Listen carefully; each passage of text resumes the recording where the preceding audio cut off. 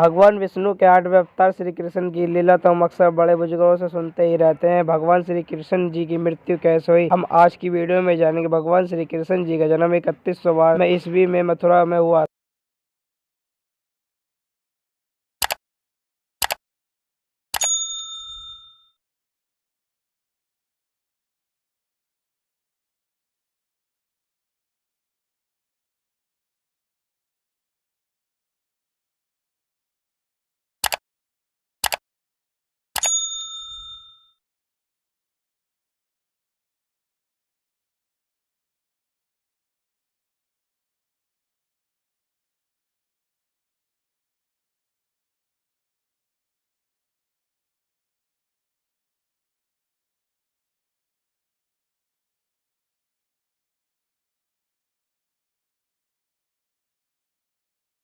और ऐसी ही सच्ची घटना देखने के लिए हमारे YouTube चैनल को सब्सक्राइब कर लीजिए।